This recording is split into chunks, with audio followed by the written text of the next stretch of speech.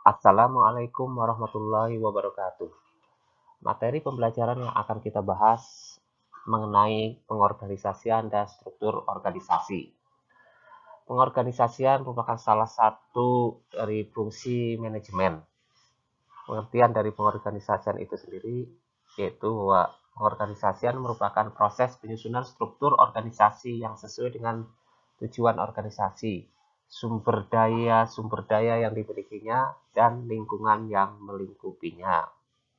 Sedangkan struktur organisasi itu sendiri adalah mekanisme-mekanisme formal dengan mana organisasi dikelola.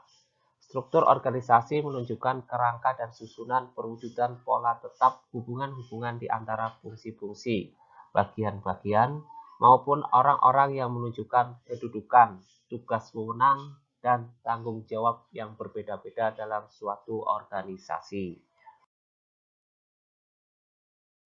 Ada dua aspek utama proses penyusunan struktur organisasi, yaitu departementalisasi dan pembagian kerja.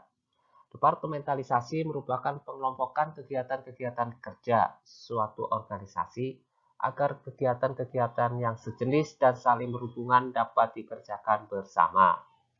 Pembagian kerja adalah pemerincian tugas pekerjaan agar setiap individu dalam organisasi bertanggung jawab untuk dan melaksanakan sekumpulan kegiatan yang terbatas.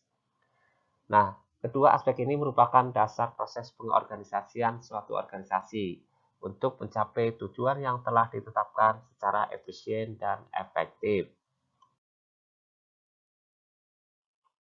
Selanjutnya kita bahas lebih lanjut yaitu mengenai unsur-unsur struktur organisasi.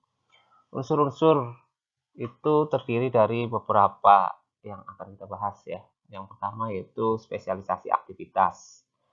Spesialisasi aktivitas mengacu pada spesialisasi tugas-tugas individual dan kelompok kerja dalam organisasi atau pembagian kerja dan pengaturan-pengaturan tugas-tugas tersebut menjadi satuan-satuan kerja atau departementalisasi. Di dalam sebuah organisasi, pembagian tugas pekerjaan adalah keharusan mutlak. Tanpa itu, kemungkinan terjadinya tumpang tindih sangat besar. Pembagian tugas pekerjaan pada akhirnya akan menghasilkan departemen-departemen terkecil dalam organisasi dan merupakan dasar yang digunakan untuk mengelompokkan sejumlah pekerjaan menjadi satu kelompok. Unsur struktur organisasi yang kedua adalah standarisasi aktivasi. Standarisasi kegiatan merupakan prosedur yang digunakan organisasi untuk menjamin kelayak dugaan aktivitasnya. Menstandarisasi berarti menjadikan kegiatan pekerjaan seragam dan taat azas. Yang ketiga yaitu koordinasi aktivitas. Koordinasi aktivitas yaitu proses dalam mengintegrasikan seluruh aktivitas dan fungsi-fungsi suborganisasi dari berbagai departemen atau bagian dalam organisasi untuk menciptakan keserasian gerak langkah-langkah unit-unit yang ada dalam pencapaian tujuan organisasi secara efektif dan efisien.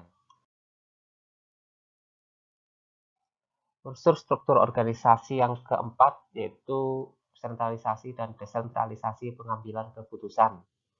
Sentralisasi dan desentralisasi pengambilan keputusan mengacu pada lokasi otoritas pengambilan keputusan.